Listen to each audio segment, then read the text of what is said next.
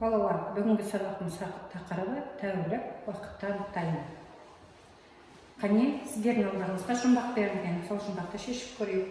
Сыртылдайды күнімен, білгің келсе уақытты. Сыртылдайды түнімен, көрсетеді тілімен. Бұл не балалар? Дұрыс айтасыңдар, сағат. Сағат қандай бірлікке жатады? Уақытқа жатады. Енді балалар, сендердің алдарыңда сағат уақытты өлшейтін құрал. Сіздердің алдарыңызда бірнеше сағаттың түрлері тұр. Сағат бірнеше түрге бөлінеді екен. Уақытты оқиғаның ұзақтығын білдіретін түсінік. Уақытты әрқашанда қозғалыста болады. Ол бір сәтте де тоқтамайды. Балалар, түсінесіңдер. Біз уақытты тоқтатып қоя алмаймыз. Ол бір уақытта да тоқтап тұра алмайды екен. Бүгінгі күнге қарайықшы, сендер таңертең ұйқыдан тұрдыңдар, ұйқыдан тұрғаннан бері сол уақыт тоқтап тұрды ма? Жоқ, балалар. Ол өзінен өзі жылжып жатыр уақыт. Сағат әрбір мезгілге қарай өзі жылжып отырады екен. Міне алдарыңыздағы сағат бар. Сағаттың 3 тілі болады. Қысқа тілі сағатты көрсетеді. Екінші тілі минутты көрсетеді. Мынау қызыл тілі балалар секундты көрсетеді. Сағаттың 3 тілі болады екен. Енді қарай, сағаттарды минут, сағат және секунд тілдерін болатынын білдіңдер. Бір минутта секундты сағатты толық айналып шығады балалар. Яғни бір минутта балалар 60 секунд бар. Ал бір сағатта 60 минут бар екеніміз. Бір тәулікте балалар 24 сағат бар.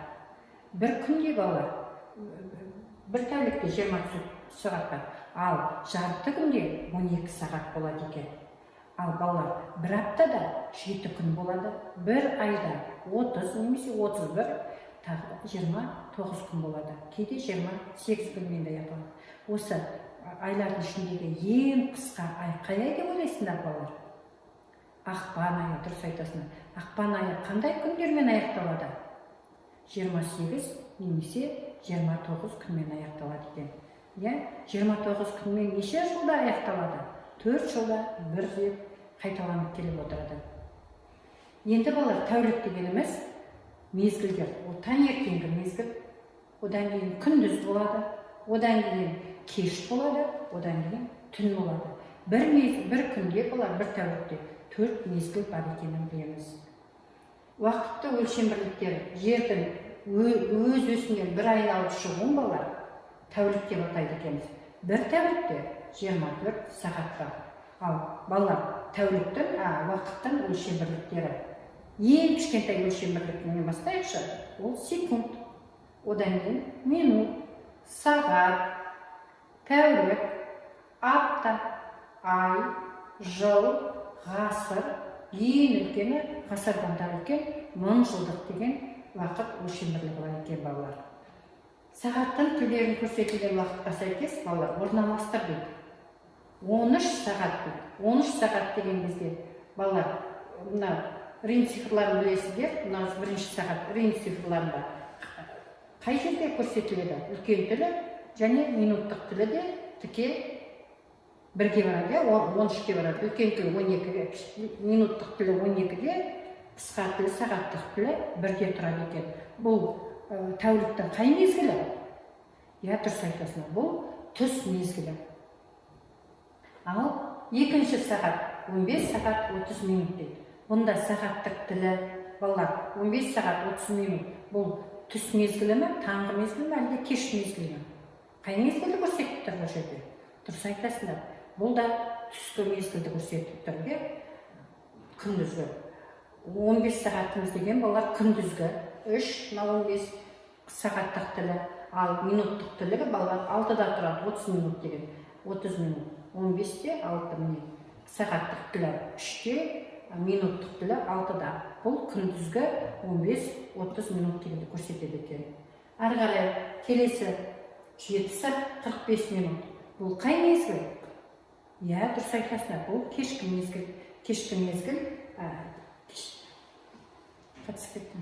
Таңертең балалар, 3-ші сағатқа қарай, 3-ші сағат 7 сағат 45 минут. Бұл қай мезгіл? Ол дұрыс айтасыңдар. Бұл таңғы мезгіл. Егер де кешкі сағат болатын болса, ол қалай болатын еді? 19 сағат 45 минут болатын еді, иә, кешкі мезгіл болса. Ал таңғы мезгіл болғандықтан ол 7 сағат 45 минут деп тұр. Бұл сонда таңғы мезгілді көрсетіп тұр екен.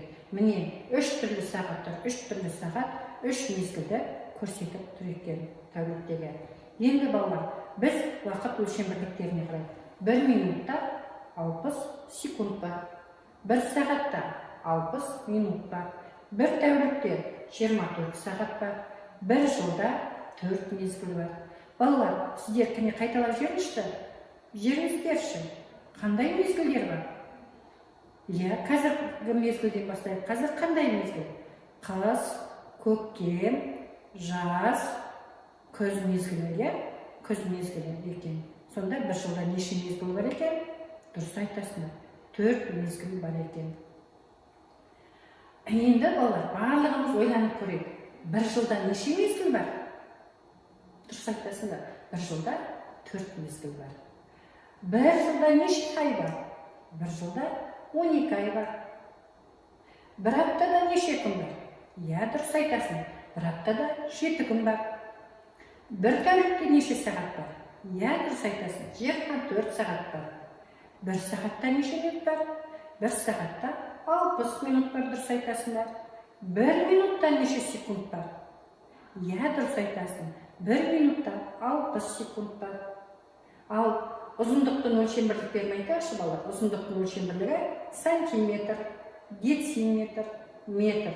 Ал салмақ өлшем бірліктері балалар килограмм, центнер. Ал уақыт өлшем бірліктері сағат, минут, тәулік, ай, жыл өлшем бірліктері. Ал 1 центнерде қанша килограмм бар? 1 центнерде, дұрыс айтасыңдар, 100 килограмм бар. 1 сағат 10 минутта қанша минут бар? 1 сағатымызда 60 минут, оған 10 минут қосқанда барлығы қанша минут болады? 70 минут болады. Міне балалар, сіздер уақыт өлшем бірліктері туралы өздерінің білетін сұрақтарға жауап бердіңдер. Енді балалар, бүгінгі сабақта сіздер уақыттың өлшем бірліктері және ең үлкен, ең кіші өлшем бірліктерін, жыл мезгілдерін, тәулікті өтіп түсіндіңдер.